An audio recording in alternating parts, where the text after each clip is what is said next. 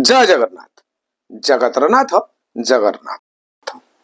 भक्ति रे तन्मय होई जगन्नाथ जगन्नाथ कही नाचिबा, खाद्य थाली रे जगन्नाथ को नेत्र देखी न खाइबा, नड़िया आंब देखाई हाथरू नेबा पाई डाकिबा, पंच सखांकु निज सम्मुख रे जगन्नाथ दर्शन देवा पाई कहिबा संभवपर होइतिला। भक्तर भगवान आंतरिक भावर बंधन जोगु पुरी जिलार बाली गाँव रे जन्मग्रहण करथिबा परम भक्त दासियांग पक्षरे से प्रतिदिन भावरे जगन्नाथ पूजा करुथिले। से जगन्नाथ निकट निजक समर्पण करदेथिले। थरे दासिया पुरी रथयात्रा जगन्नाथ रथरे देखी अत्यंत भाव विह्वल नाचिबाकू लगिले। गाँव रे जगन्नाथ कही कही तन्मय होई डेइले। तांको स्त्री तांको डाकी आनी खाइबाकू देले। दासिया थाली रे धला जाऊ पेज मध्य कला शाग देखी भाविले यह जगन्नाथंकर चकाढोला, मु किभली खाइबी। तेणु आउ न खाई जय जगन्नाथ ध्वनि रे दांड दुआर को आसी कंपमान कले। गाँ लोक भाविले पूरी रथयात्रा देखी भावरे पागल होई गलानी। सेहीपरि जगन्नाथଙ୍କ पाखକୁ गोटे नड़िया दामिका लुगा किणी पूरी जाउथिका ब्राह्मण को देखी कहिले, हे ब्राह्मण महाशय, आपण गरुड़ स्तंभ पाखरे ठिया होई जगन्नाथ को डाकी कहिबे दासिया नड़िया पठेइছে, से हस्त प्रसार नेबे, जदि न नेबे ताहले आपण नड़िया फेराई आनिबे।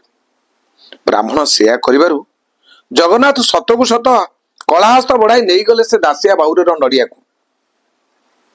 राजा शुणी जाई देखिले सिंहासन तले नड़ियार खोलपा पड़ी।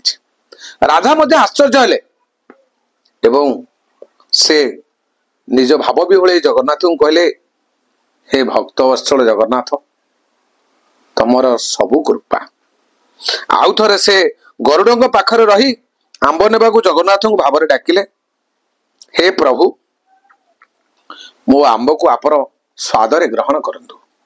प्रभु भक्त भावरे विमोहित होई गोटी गोटी करी सबु आंब नहीं गले। पंडा माने देखिले रत्न सिंहासन तले आंबटा कुआ पड़ी। यही अलौकिक घटना श्रीक्षेत्र प्रचार हो गला। दासिया को देखा पंचसखांकर मन आकुल हो उठिला। जगन्नाथ दास, बलराम दास, अच्युतानंद दास, जशवंत दास, अनंत दास बालिगार जाई पहुंची गले। दासिया पंचसखा को देखी प्रणाम करी आसीबार कारण पचारे। पंचसखा कहिले, आमे माने तुम प्रभु भक्ति परीक्षा करबा को आसीछु। एही क्षणी तुमे जगन्नाथ को आमको देखाओ। दासिया बड़ असुविधार पड़ी गले। दासिया कठिन परीक्षार सम्मुखीन हो जगन्नाथ को भावी बोले डाकिले, हे जगतरनाथ जगन्नाथ, हे प्रभु निरामय, हे प्रभु अंतर्जामी, तुमे पंचसखा को दर्शन दियो, नचेत मो मान सम्मान रहिबने। ए कथा से अंतर सह प्रभु जगन्नाथ को जणैले। जगन्नाथ मध्य भक्तर भाव कथा बुझी पारी जगन्नाथ पंचसखा को दर्शन देले। भक्त दासियार सम्मान रक्षा कले। प्रतिवर्ष रथयात्रा दिन दासिया गाँव तुलसीर माल चूड़ आसी रथ उपरे जगन्नाथ लगी थाए। तापर रथयात्रा होई थाए।